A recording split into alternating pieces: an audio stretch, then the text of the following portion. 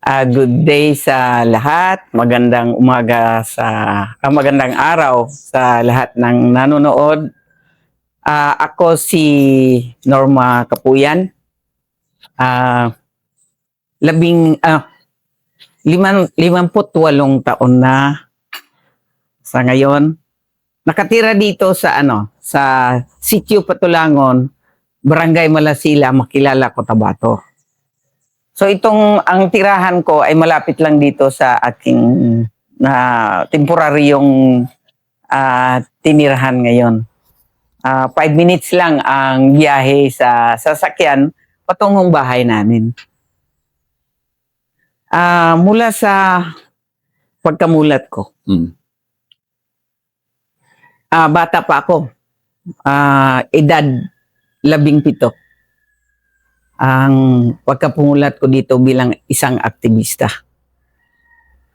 Dahil sa kapanahunan ko noon, yung dalaga pa ako, yung tatay ko, yung mga magulang ko ay aktibo sa simbahan. Kasi yung relihiyon ko ay Romano-Katoliko. Ang ganyan. Kaya yung tatay ko talagang aktibo yun. Siya yung nagtuturo sa amin na every Sunday dapat tutungo tayo sa simbahan para magsimba buong pamilya. Pamilya? Buong pamilya talaga. Kaya sinasakripisyo yung gawaing bahay pag linggo kasi nakafocus yung gawain namin para sa simbahan. So yun yung tinuturo ng aking mga magulang. Kasi siyam kami na magkapatid. Panglima ako mula sa eldest namin. Ang ganyan. So buong pamilya talaga na enjoy. Masaya kami habang lumalakad papuntang simbahan kasi yung lugar namin mula sa simbahan ay 3 kilometro pa ang lalakarin mula sa aming baryo. So, kaya malayo pa. Kaya habang sa kabataan ko, talagang tinuturo ng aking mga magulang na maging makadiyos, parang ganyan. Makadiyos, maganda yung gawain, maganda yung pakikitungo sa neighbor, parang ganyan, at sa buong namin, yung komunidad namin. So yun yung tinuturo kasi yun daw yung sinasabi ng Panginoon, sabi ng mga magulang ko. Kaya yun yung parang na-inject sa aking isipan na talagang maging relihiyoso, parang ganyan. Kaya nga yung mulat bata pa ako, edad ako 7 years old, yung pangarap ko maging madre, parang ganyan. Maging madre. Kasi yun yung tinuturo ng mga magulang ko. Maging madre. Kaya nga yung palda, yung mahabang palda. yung mahabang palda, ginagawa kong parang ganyan, yung habit ng madre. Para magmadre daw ako, parang ganyan. So yun yung senaryo ng buhay ko. Kaya naging aktibo ako sa simbahan since 1986. Parang ganyan kasi namulat ako kasi parang masaya doon sa loob ng simbahan, sa aming baryo, sa kapilya. Tinatawag namin na kapilya, parang ganyan. Dito lang yan natin, lapit-lapit di ba? Ang lapit-lapit lang. Oo. Pero dito sa tinitirahan ko ngayon, 1998 lang kami diyan tumira. Doon talaga kami sa Barangay Luayon. Okay, mga 11 kilometers mula diyan. Okay. Papuntang Papasok. bukid. Papasok. Oo. Kaya nga, mula 1986, namulat ako kasi sa pamamagitan ng aktibong partisipasyon ko sa simbahan, marami akong naririnig. Kasi bata pa ako, 17 years old, parang ganyan. Parang curious ako sa mga sinasabi ng mga miyembro ng simbahan, ganito, ganyan. Ang daming mga injustices. Ang krisis ngayon, parang ganyan. So yun yung palagi kong maririnig sa mga pagtitipon sa mga miyembro ng simbahan, lalo na sa mga leaders. Parang ganyan. At ako, yung ugali ko mahiyain. Panahon ng pagsisimba, doon ako sa pinaka dulo at pinaka pinakasulok. Parang ganyan, pinakasulok. Kasi hindi ko gusto doon sa harapan. Parang ganyan. Pero hindi ako parang nakikinig talaga ako. Seryoso ako nakikinig sa mga pag-uusap ng mga leaders, ng mga membro ng simbahan. Parang ganyan. Kaya sa mga mga ilang taon, tinukoy nila ako na maging sekretary ng simbahan sa baryo namin. Saka ang daming membro din kasi Romano Katoliko, parang ganyan. Tinukoy ako na sekretary, sabi ko, hindi ako sasang-ayon yan kasi mahiyain ako, parang ganyan. Sabi ng mga matatanda, sige, kahit na yung teenager, kasi 17 years old pa ako. Kahit teenager pa, mag-guide kami sa iyo, parang ganyan. Sabi ng mga matatanda. Sabi ko, sige. Kasi wala nang sekretary, parang ganyan, nag-quit. Parang ganyan. So, yun, sinusuportahan ako ng mga magulang ko. Sabi ng magulang ko, ito yung gabay mo, baka gusto mong maging madre. Parang ganyan. Yun yung sinasabi. So, madre pa rin yung linyado. Madre pa rin yung linyado. O yung determinasyon ko. Determinasyon mo. Determinasyon. Sabi ko, paano ako ngayon magmamadre? Nagtanong ako sa tatay ko, ang hirap natin, at saka high school graduate lang ako. Dapat kung madre, magka-college pa yan, mag-graduate college pa yan, parang ganyan.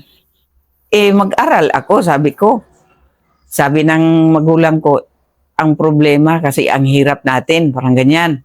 Kasi siyam kami na magkapatid. Oo. Pero yung pag-graduate ko ng high school, mga 5 scholarship ang pinasukan ko. Lahat yan ay nakapasa. Pero ang hirap noon, 1980s, may scholarship program ang gobyerno pero hindi full support. Kaya yung iniisip ng mga magulang ko, yung boarding house mo, saka ganyan. Dalawa kasi yung pangarap ko, maging madre at lawyer. So yun yung pangarap ko. Ganyan. Bakit lawyer? Dahil yung naririnig ko ba sa mga pag-usapan ng mga tao, pinag-usapan ng mga tao, yung mga human rights violation, parang ganyan. Kasi bago lang na lumipas yung martial law. So ang daming mga reklamo, parang Cory ganyan. time na. Mga Cory time na. 1986. Cory time na, parang ganyan. Sabi ko sa sarili ko, kahit na yung pagkabata ko, sana kung hindi ako makamadre, mag-lawyer lang ako. Yun yung pangarap ko. Pero hindi yun natupad dahil sa aming kalagayan, 5 kaming magkapatid, at saka, siyempre, mahirap din kami. Parang ganyan. So, yun yung naputol yung pangarap ko. Pero yung pagka-relihiyoso ko, hindi yun naputol. Kasi yun yung pinaka-access, parang ganyan. Oo, kasi palaging yung mga magulang ko parang nagre-remind palagi. Pag Sabado na, bukas. Ganon, talagang solid na yun. Roman Catholic yun, girl ka. Yung tatay ko. At saka yung ina ko, kasi may dugong IP dito sa Makilala. Okay. Yun yung kinukumbinsi niya kasi hindi siya membro ng Romano Katoliko. Kasi lumad, katutubo. Parang ganyan. Sulit pa rin yung paniniwala niya sa bilang katutubo. So yun yung debate nila. Kaya pag dumating ang panahon, yung mama ko, yung nanay ko, nakumbinsi din siya at nagpakasal sila sa Romano Katoliko. Kasi yun yung nung tatay ko. Yung papa ko na talagang parang ganyan, relihiyoso. Kaya mula noon, naging aktibo ako sa simbahan. Dahil pinili nila ako na naging sekretary. Palagi akong dumadalo sa mga meeting dito sa parokya, dito sa Makilala. Parang ganyan. Tapos, ang parokya noon, yung pare dito, hindi ko na maalala kung sino yung pare. 1980s pa kasi. Yung pare noon, may sila, may koordinasyon sa may-ari dito sa lote. Ito mismo. Mga Sandiki. Oo. Meron ba? Oo. May connection, may ano sila. Kaya si Sandiki, marami siyang imahe ng mga Fatima. Birhen sa Fatima. Mm. Oh, parang ito, ganito, grotto, Mm. parang ganyan. Yun yung pinapaikot ng buong barangay ng sakop ng makilala. Mm. Yung Birhen ng Fatima. Kaya yung papa ko, membro kasi siya ng simbahan namin doon. Siya yung nag-volunteer na nag-raise ng kanyang kamay na, ako yung mag-volunteer na tatanggap ng Birhen ng Fatima. Mm. Kasi ano siya, yung religyoso siya. Mm. Parang palagi siyang sumusunod kung ano yung programa ng simbahan, parang ganyan. Kaya sekretary ako, wala akong magawa na mag-disagree. Oh. Kaya sa panahong iyon, mga 3 buwan, pinapaikot namin yon, dinadala namin yung Birhen ng Fatima doon sa bawat sityo. Yung Sa inyo, komunidad. sa inyo, sa O, barangay sa nyo aming lang. barangay. Mm. Kasi ang aming barangay, noon ay 12 sityos yan. 12 sityos ba? Sityo. Mm. Parang ganyan. So, ang lawak. Tapos malayo pa mula sa amin. Kaya sa panahon ng pag-ikot namin, dinadala namin yung Birhen ng Fatima sa bawat sityo. Ano yon? Madaling araw na kami makauwi sa aming bahay. Ang ganyan, para maggrosaryo lang. At saka iturn over yung Fatima sa ibang sityo. So, ganyan. Pagkatapos niyan, kukunin naman namin, parang ganyan. Gamit, deboto talaga kayo. Oo, devoted talaga yung tatay ko. At saka, siyempre, nasunod ko yun. Kasi, Oo. Nasunod ko yun. Kaya, habang kami umiikot ng bawat komunidad na sakop ng barangay, yung biglang sumulpot sa isip ko, ano ba ito? Nagtanong ako sa tatay ko, ano ba ito pa? Ano itong ginagawa natin? May kabuluhan ba ito? Parang ganyan. Mhm. Yun na yung kinu-question ko kay tatay ko. Kaya nag-react yung tatay ko. Sabi ng tatay ko, wag ganyan. Baka magkarma ka kung sa Bisaya, gabaan. Gabaan ka. Oo, gabaan. Sabi ko sa kanya, bakit magkarma tayo? Wala naman tayong ginagawa na abuso, parang ganyan.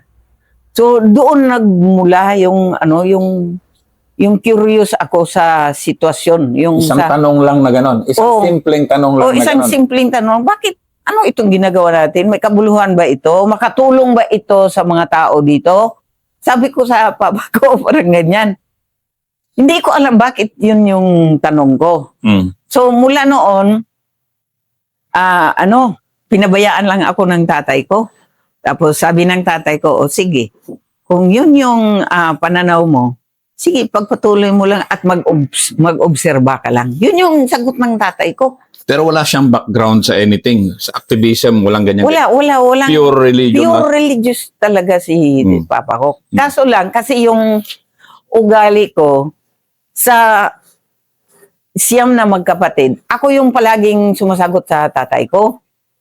Yung iba, tahimik Pero hindi lang naman yun. pasaway. Hindi Hindi naman pasaway. Yung palagi akong nagtatanong at ito yung sa mungkahi ko, parang ganyan, yung pagpapaikot o pagpapalago ng ekonomiya namin kasi 20 hectares ang lupain ng tatay ko. So, paano ito? Parang ganyan. Ako yung nakikita ko yun paano i-develop, ano yung itatanim natin, parang ganyan. Kasi palaging sumasagot si papa ko o tatay ko na wala tayong magawa, krisis tayo ngayon, mahirap tayo ngayon. Sabi ko, bakit mahirap? Ang lawak ng lupa natin, parang ganyan. Tapos marami kami. Kasi isang kaming magkapatid. Na pwede magtulong-tulong. Oo, pwede magtulong-tulong. So, yun namulat din ang tatay ko. Tama, sabi ng tatay ko. Ito pala ang gawin natin. Magtatanim tayo ng munggo, parang ganyan, yung mga mani, parang ganyan. Tapos, sabi ko, mais, parang ganyan. So, yun yung pag-uusap namin sa tatay ko. Na family solution. Family solution, parang ganyan. Kasi yung tatay ko, ang background niya ay hindi mahilig sa lupa. Mahilig siya sa yung parang pupunta sa mga lugar at nagpuputol ng kahoy. Yung dimano na pagpuputol ng kahoy, yun yung trabaho niya. So, So kaya hindi niya alam paano yung proseso sa papalago ng lupain, pagsasaka ng lupain. Mm. Merong lupa pero mahirapan siya paano ito i-develop. Mm. So ako yung palaging kumakausap sa kanya, paano anuhin natin ito, parang ganyan. Kasi yung mga kapatid ko, eldest ko ay wala silang iniisip na ganyan, parang sunod-sunuran lang sa utos ng aking mga magulang. Mm. So, siyempre yung kultura namin, yung nanay ko, yun yung dominante sa kultura sa loob ng bahay. Parang sabi niya, pag sasagot kayo, papaluin ko kayo, parang ganyan. Yung kultura ng mga matatanda na pag may mag-uusap na mga matatanda, alis lahat yung mga anak, hindi makikinig kasi pag istorya o pag-uusap ng mga matatanda, parang ganyan. Pero ako hindi ganyan ang ugali ko. Mm. Talagang umuupo ako kahit yung mga matatanda pa. So yun yung parang naka-trigger sa akin na parang mula sa pamilya, ako yung pursigido na magpurso ng paano igampan yung pamamahala sa loob mismo ng pamilya. Pero hindi problema ng bansa ang iniisip mo. Hindi problema ng barangay. Pamilya lang. Pamilya lang. Parang ganyan.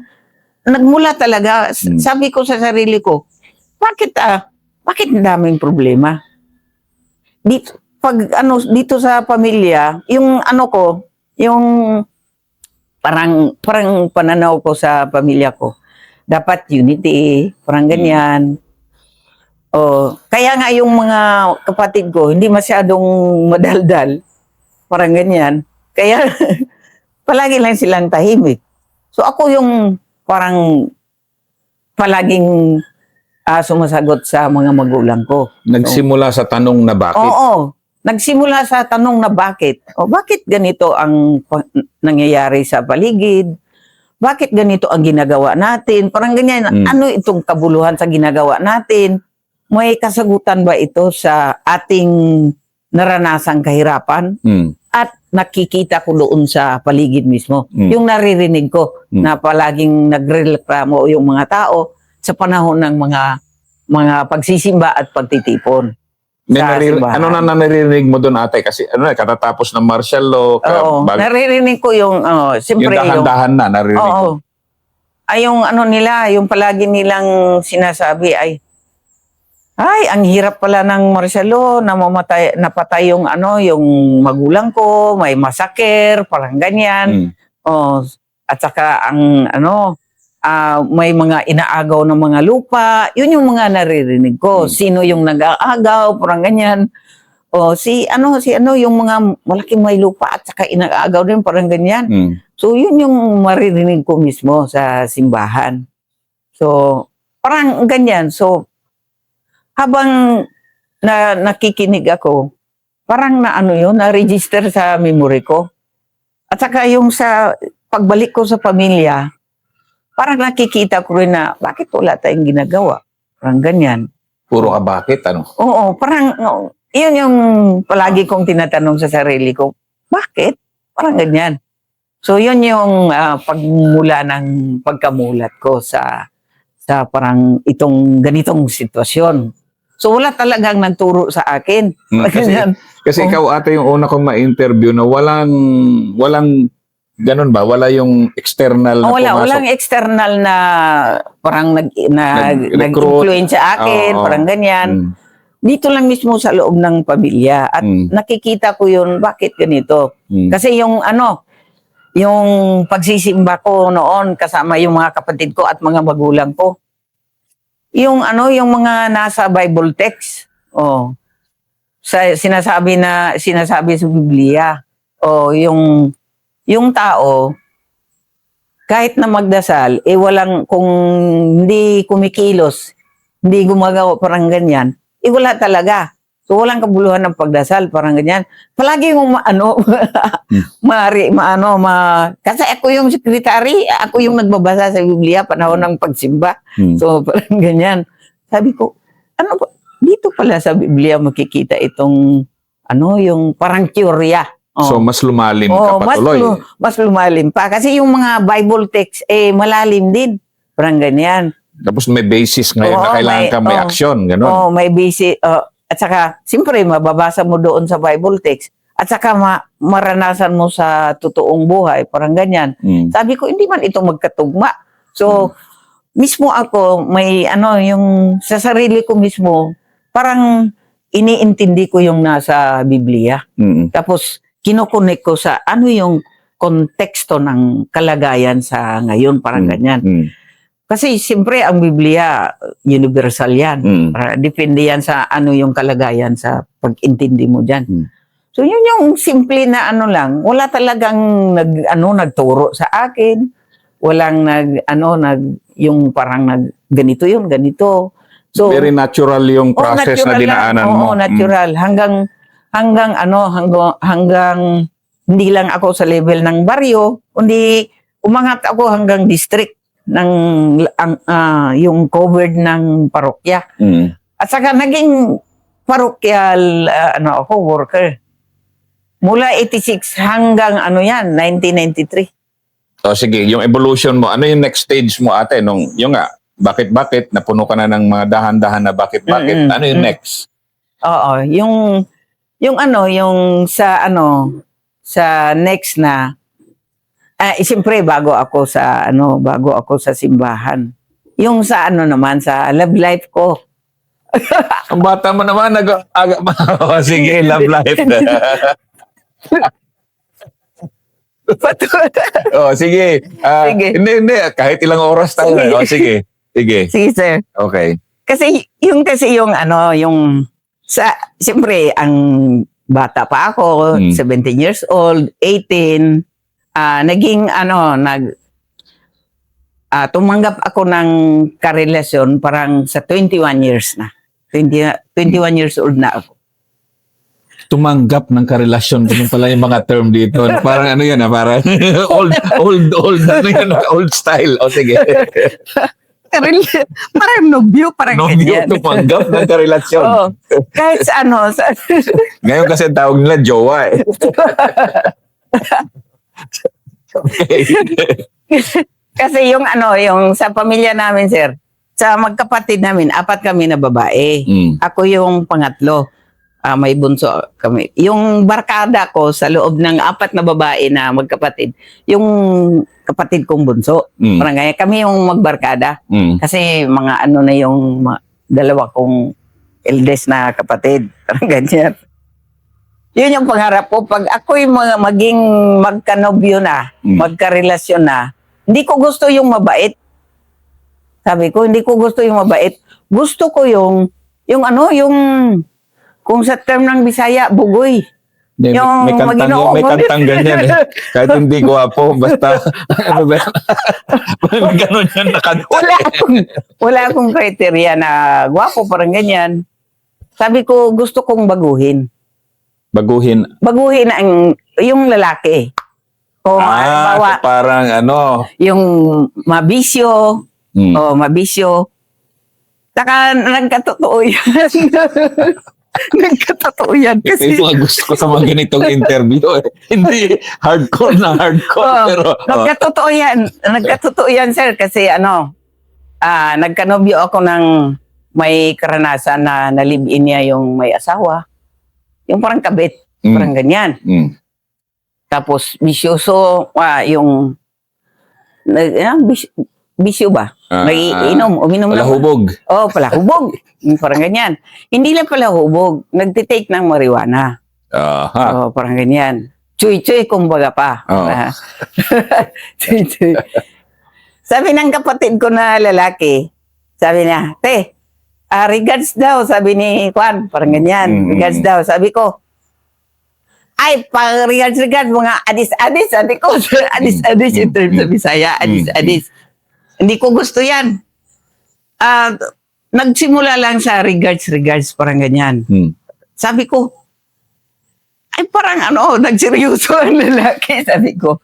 So, isang linggo, matapos kaming nagsimba, kaming lahat na pamilya. nagrisgo yung lalaki. Sabi niya, Norm, sabi niya, nagrisgo, parang nagseryoso na pwede bang, sabi niya, pwede bang magbisita ako? Sabi ko sa kanya, sa kondisyon na hindi ka lasing at formal ka, sabi ko sa kanya. So yun, Ang bait-bait mo na relihiyosa na dalaga, tapos ito, okay ah. Sabi ko kasi hindi ako tatanggap ng nobyo na mabait. Kasi may may ground ako. Kasi yung dalawa kong kapatid na babae na yung eldest na babae ko, yung napapangasawa nila ay palahubog, bisyoso, sabongero, parang ganyan. At makikita ko yon sa kapatid ko na talagang may yung pagka-irresponsable. Kasi hindi na disiplina, kumbaga pa. Sabi ko sa akin, hindi pwede yan. Dapat ipaintindi ko sa kanya, baguhin ko ang buhay niya, parang ganyan. So yun yung target ko. Kaya 6 na buwan na palaging bumisita yung lalaki bago ko sinagot, parang ganyan. Pero may may negotiation ako sa kanya. Sasagutin kita sa kondisyon na iwanan mo yung babae, sabi ko. Kasi Grabe talaga ate, talagang ka pa, homewrecker. Ay, kabit naman yung niya, di ba? Kabit kasi. At saka membro, yun yung secretary kasi na yung ako yung pumalit. Parang ganyan. So ba yan? Secret yung babae? Secretary ng aming simbahan. Ng simbahan? Tapos naging kabit na? Naging kabit. Parang Maritesa nito. Parang kaya, yun yung konting background. Kaya, yun yung kondisyon ko sa kanya. Iwan mo yung babae kasi immoral yan, sabi ko. Tinuruan ko talaga siya.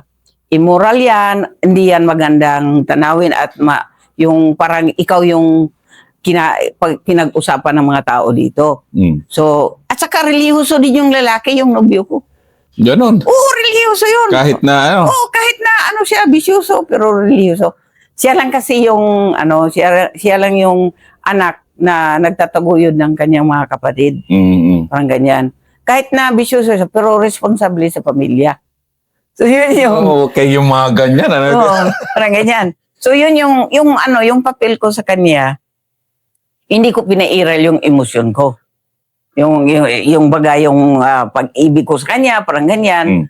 Yung pinairal ko sa kanya, parang yung ginaguide ko siya. Oo. Yung mga immoral na gawain. Siyempre, yung kabit, yung pagtitake ng bisyo, sigarilyo, inom, at saka yung marijuana. Kasi hindi yun maganda sa komunidad. Parang all of the above yung kanyang bisyo. Oo, yun yung kondisyon ko sa kanya. Tapos nag-commit siya. Sige, iwanan ko lahat ang mga bisyo at maging matino na ako. So, yun yung at saka ilang mga taon, kasi 5 years kami na nagkarelasyon bago kami nag-asawa. So, naging matino nga siya? Oo. Yan, ang first episode ni Ate Norma. Love Life.